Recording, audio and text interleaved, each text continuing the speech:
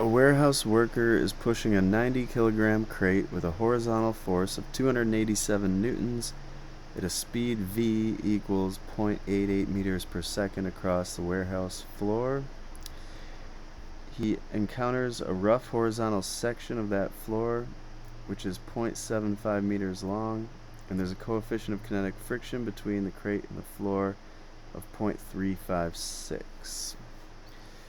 So I'll just draw it. There's a crate,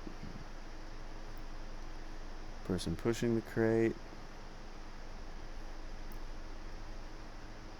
Now there's a rough section.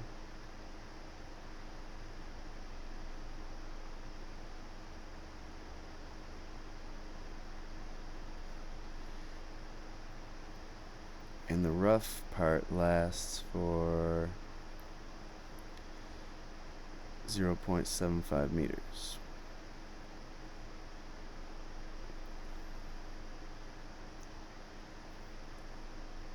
Now at the beginning of hitting the rough section, the speed is 0.88 meters per second. We don't know if it'll stay at that speed. We'll have to see once we calculate the forces. But the person's pushing with force of push equal to 287 newtons. There's going to be a friction force, which could be smaller than the push, or equal to the push, or larger than the push. We have to calculate it to know. So let's calculate that first. The force of kinetic friction will be mu k times the normal force. So let's figure out what the normal force is. There's going to be a weight here, W, and a normal force N. The weight will be given by mg, which is 90 kilograms times g.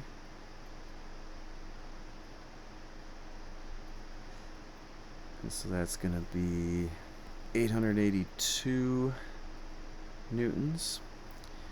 So our normal force will also be 882 newtons.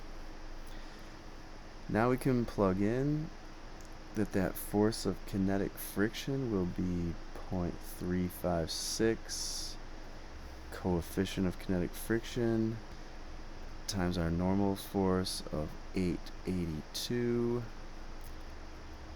So our kinetic friction ends up being 314 newtons. Alright, so the friction actually does end up being larger than the push, which means that this box is actually going to slow down. So the net force, as it asks in A, will only be based on the horizontal. We know that the vertical forces are going to cancel.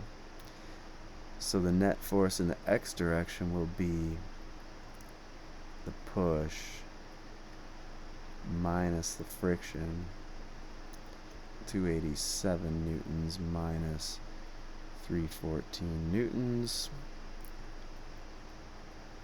which means our net force in the x direction is negative 27 newtons. So the magnitude is 27, but the direction is going to be to the left in my picture.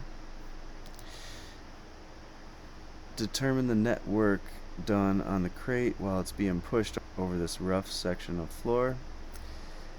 So for that, to find the net work, we would use the net force and dot that with the displacement. So we know the net force magnitude is 27 newtons. The displacement was 0.75 meters. And then we have to put in the cosine of the angle between the two. The box moves to the right. Well, the net force is to the left. So if we draw that, this would be a picture of F net, and this would be the displacement. They're opposed by 180 degrees. So our angle would be 180, and that's going to give us a negative work. Negative 20.3. Alright, so we've got the net work, negative 20.3 joules. We now want to find the new speed of the crate when it reaches the end of the rough surface. So for that we want to use the work energy theorem, it's called. Alright, the work energy theorem says, so I'm going to write the simplest form of it, which is that the work that's non-conservative will equal the change in kinetic energy. So what you'll have then is you'll have your negative 20.3 joules goes here, and then your delta K could be your K final minus K initial. Another nice way to write it would be just that K initial plus WNC equals K final. So we know our initial kinetic energy, but we don't know the final. We want to plug in the mass of the box here, and then the initial velocity, which was 0.88.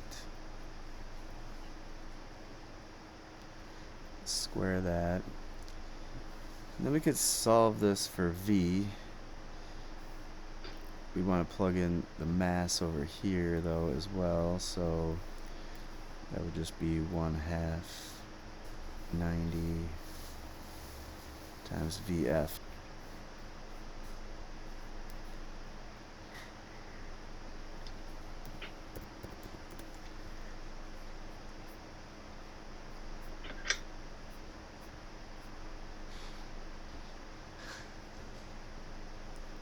So for me, I get V final is 0.57 meters per second. So the crate does slow down because energy is sucked out of the system through the friction.